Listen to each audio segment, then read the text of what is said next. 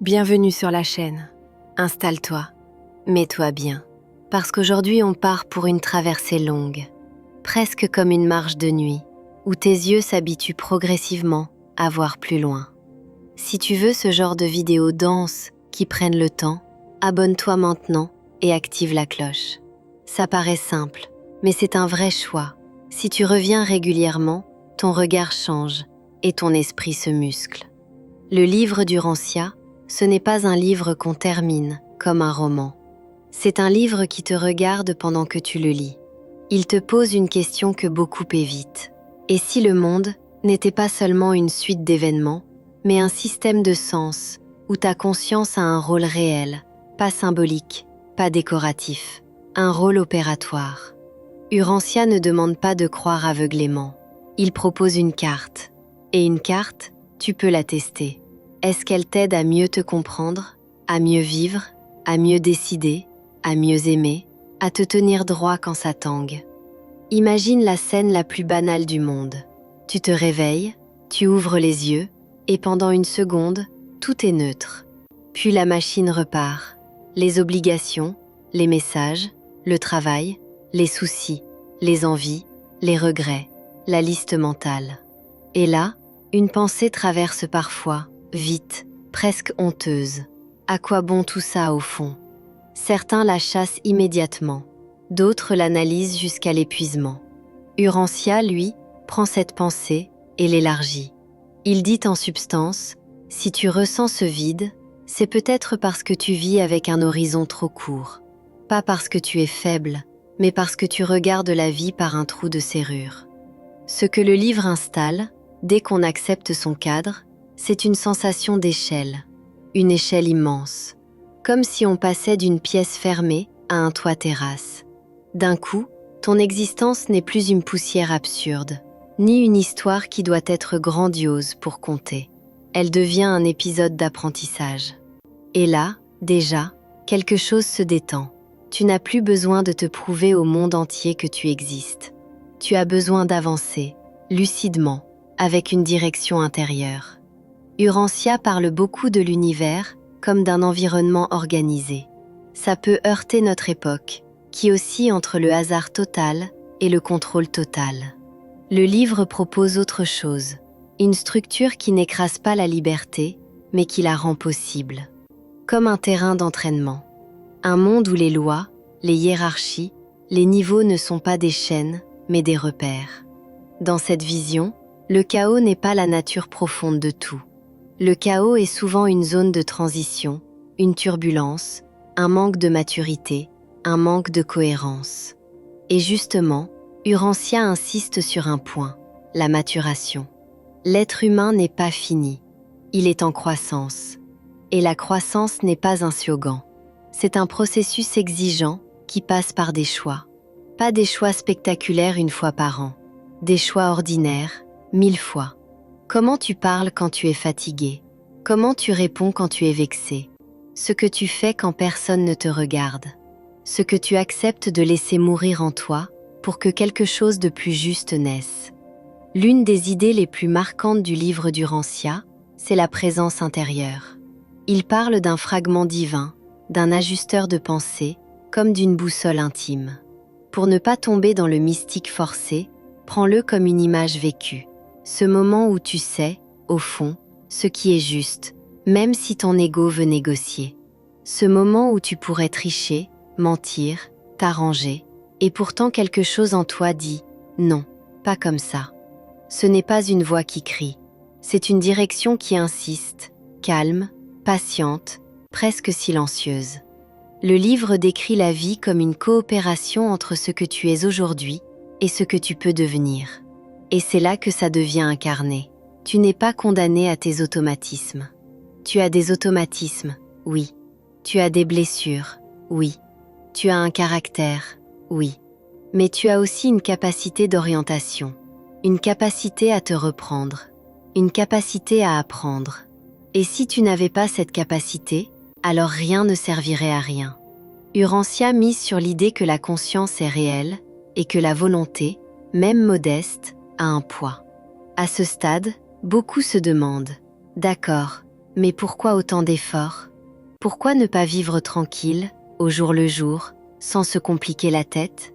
Parce que vivre au jour le jour, c'est souvent vivre au hasard de ses humeurs et des pressions extérieures. Et ce hasard finit par coûter cher. On se retrouve à répéter les mêmes erreurs. On appelle ça la vie, alors que c'est parfois juste un scénario. Urantia propose un autre statut, devenir un être qui participe à sa propre construction. Le livre parle aussi d'un Dieu qui n'est pas seulement une idée abstraite, mais une réalité relationnelle. Là encore, sans entrer dans la doctrine, retiens la dynamique. La spiritualité n'est pas une fuite du monde, c'est une qualité de présence dans le monde. Tu peux croire à plein de choses et rester dur, envieux, menteur, instable. Et tu peux douter de tout, et pourtant devenir plus juste, plus responsable, plus fiable. Urantia met l'accent sur les fruits, ce que tu deviens, ce que tu incarnes, pas ce que tu récites. Il y a une tension intéressante dans le livre. L'univers est grand, mais l'humain n'est pas insignifiant. L'humain est petit en puissance, mais grand en potentiel. Et ça, c'est une différence fondamentale. Tu n'es pas puissant parce que tu contrôles tout. Tu es potentiellement grand parce que tu peux apprendre à aimer plus intelligemment, à servir plus proprement, à construire plus durablement, à décider avec plus de clarté. La grandeur ici n'est pas la domination, c'est la maturité. Le livre d'Urantia insiste énormément sur la personnalité.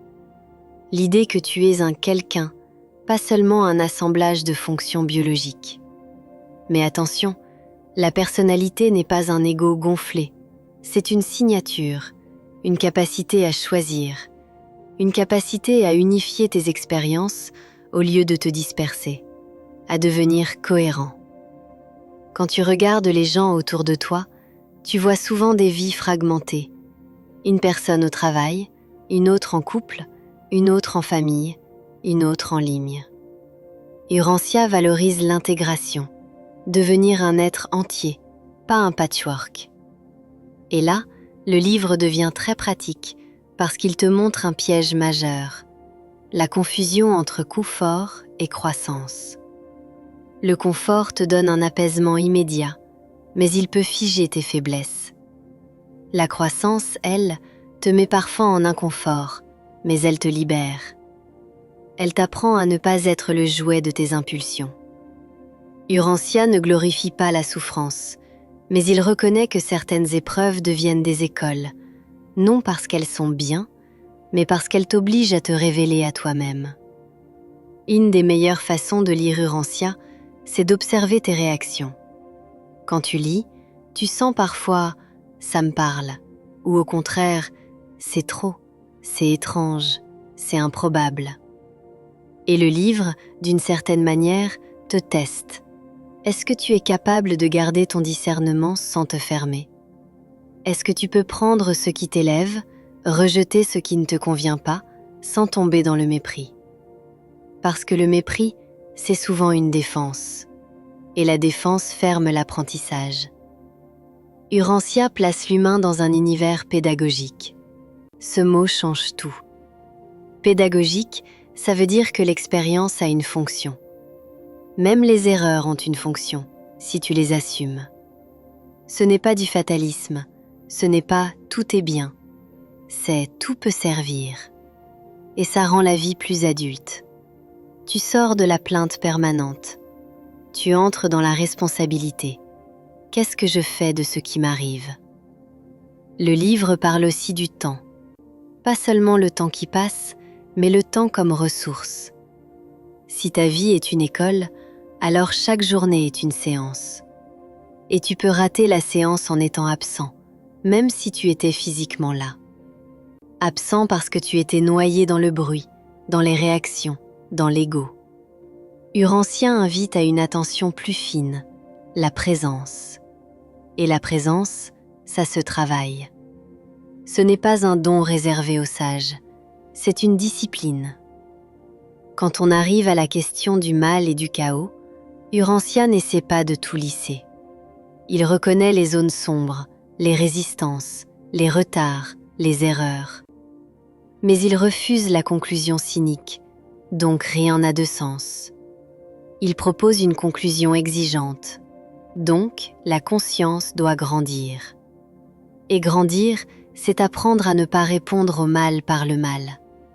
Apprendre à ne pas se laisser contaminer. Apprendre à rester humain quand l'environnement pousse à devenir brutal ou indifférent. La partie la plus forte, pour beaucoup, c'est le passage du spirituel comme croyance au spirituel comme manière d'être. C'est là que la notion de service prend tout son sens. Urantia ne valorise pas le service comme une posture qui s'efface. Il valorise le service comme une puissance calme. Apporter quelque chose de réel au monde, sans théâtre, sans besoin d'applaudissements. Parce qu'une vie centrée uniquement sur moi, mon image, ma réussite, finit par s'assécher. Même quand elle gagne, elle se vide. Le service, au sens du livre, réhydrate l'âme. Il te sort de la cage du narcissisme. Mais attention, Urantia n'encourage pas à se sacrifier au point de se détruire. Il pousse à un service intelligent, un service qui respecte la vérité, les limites, la réalité.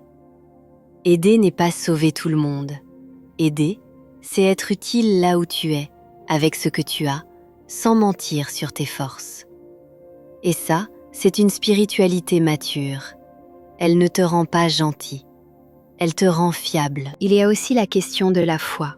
Urantia ne la présente pas comme une croyance aveugle. La foi y ressemble plutôt à une confiance active dans un sens plus grand. Une confiance qui se prouve par la manière dont tu tiens debout quand tu ne contrôles pas. La foi n'annule pas la raison. Elle la complète quand la raison atteint ses limites. La raison te dit comment. La foi te rappelle pourquoi. Et sans pourquoi, le comment devient une agitation. Dans une version incarnée, la question devient simple. Quand tu es seul, quand personne ne te voit, quel type d'être humain choisis-tu d'être ? Parce que c'est là que ta trajectoire se joue. L'univers immense d'Urantia n'est pas là pour te faire rêver. Il est là pour te rappeler que ton intimité morale compte, que tes petites décisions ont une forme, qu'elles sculptent une personnalité, et que cette personnalité est ce que tu emportes. Le livre parle de survie et de continuité. Encore une fois, sans imposer une croyance, on peut prendre l'idée comme un moteur. Vivre comme si ta conscience n'était pas jetable, comme si tes choix étaient durables. Si tu vivais avec cette hypothèse, qu'est-ce que tu arrêterais de faire ? Qu'est-ce que tu commencerais ?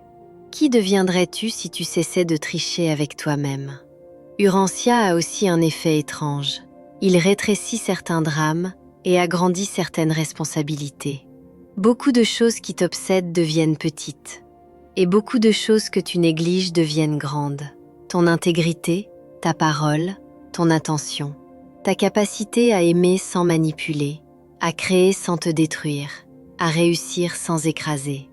Et maintenant, si je devais te donner le cœur opérationnel du livre, en langage simple, ce serait ceci. La vie est une construction, et tu es un bâtisseur. Tu peux bâtir une personnalité dispersée, dépendante des stimulations, affamée de validation, fragile dès que le monde résiste. Ou tu peux bâtir une personnalité unifiée, stable, capable de discernement, capable de traverser. Le livre d'Urantia n'est pas un doudou, c'est un miroir. Il te demande « Qu'est-ce que tu construis exactement ?» Je veux te proposer une manière très concrète de garder Urantia vivant sans te perdre. Quand tu fais face à une décision, ne te demande pas seulement « Qu'est-ce qui m'arrange ?» Demande-toi « Qu'est-ce que ça fait de moi ?» Parce que chaque décision te transforme. Tu n'es pas seulement en train d'obtenir quelque chose, tu es en train de devenir quelqu'un. Et c'est ça, la vraie monnaie, ce que tu deviens. Quand tu fais face à une provocation, ne te demande pas seulement comment répondre. Demande-toi, quelle version de moi je veux incarner là, maintenant ? La version réactive, la version orgueilleuse, la version humiliée ou la version consciente. Urantia te pousse vers la version consciente, pas parce qu'elle est morale, mais parce qu'elle est libre. Quand tu fais face à la fatigue, au découragement, au sentiment que tout est trop, Urantia ne te dit pas « sois fort ». Il te dit « reviens à l'échelle, reviens au sens ». Tu n'as pas besoin d'être parfait, tu as besoin d'être orienté. Une orientation claire te permet de traverser les jours lourds. Sans orientation, même les jours faciles deviennent vides. Il y a un passage implicite dans tout Urantia, la sortie de l'adolescence spirituelle. L'adolescence spirituelle, c'est chercher des preuves absolues, des révélations qui écrasent le doute, des signes qui dispensent de l'effort. L'âge adulte spirituel, c'est accepter l'incertitude tout en choisissant une direction. C'est grandir sans garantie. C'est décider d'être vrai sans être sûr que le monde récompense la vérité. C'est continuer à aimer sans contrôler. Et c'est là que ce livre devient, paradoxalement, très moderne. Il parle de développement intérieur comme d'une compétence. Pas un diplôme, une compétence.